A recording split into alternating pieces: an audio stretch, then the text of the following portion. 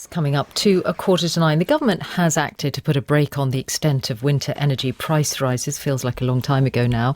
But they remain high. So what about our own individual responses and behaviour? Can small changes add up to a big difference to the amount of energy we consume as a country and indeed to bills? Professor David Halpern is Chief Executive of the Behavioural Insights team. It used to be owned by the government. It was called the Nudge Unit. That is, nudging our behaviour in a useful direction. Morning, David. Morning, Michelle. Go through the actions that really do make a difference. We're not talking about going around switching off the lights, although that might be a good idea, but it's not necessarily a big impact one. No, but actually it's a good point, which is that that's what people's attention is drawn to. You know, shouting at your kids, turning off the lights, it's the most visible thing you can do. But there are quite a lot of things that people may be less aware of that have bigger impacts. A really interesting one from my colleagues at Nesta have been looking at, you know, the dial on your boiler you probably have, you can adjust the flow temperature.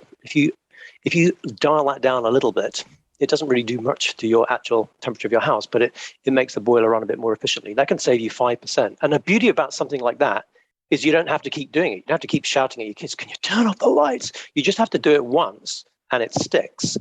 So there are lots of these sorts of behaviors, you know, where you can certainly get maybe 10, 20% off your bill that are really worth doing. And one key thing is just to make people more aware of what some of those things are. 10 to 20%? That's well, you a start good adding it amount. up. It is a good amount, absolutely. Well, you know, I don't know if you how much energy and how much would it cost you, for example, to fill up 3 hot water bottles and then keep you warm for several hours? Well, not very much, maybe less than 10p.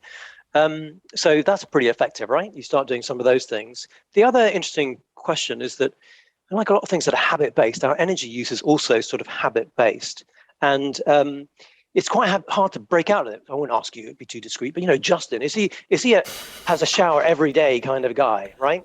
You know, why is it that dermatologists actually don't recommend it?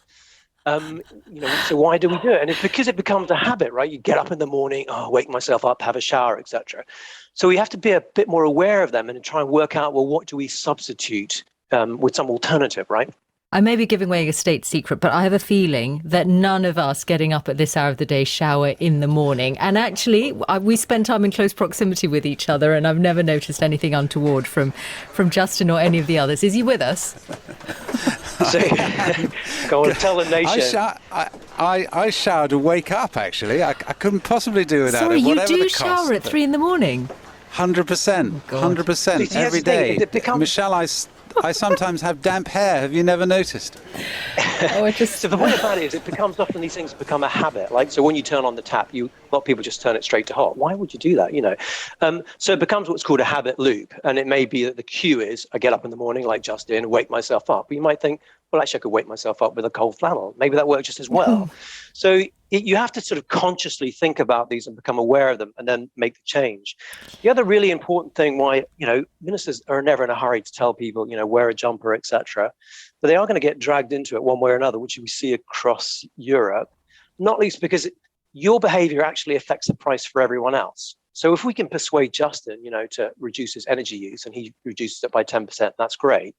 But if we all reduce our energy use by 10%, because of what it does to peak prices, it'll be a bigger hit because it'll actually lower the wholesale price, right? Cold flannel, so cold flannel for Justin, for sure. Then what? But what about the why aren't we having exactly that kind of public information campaign? Because you've worked with government a lot.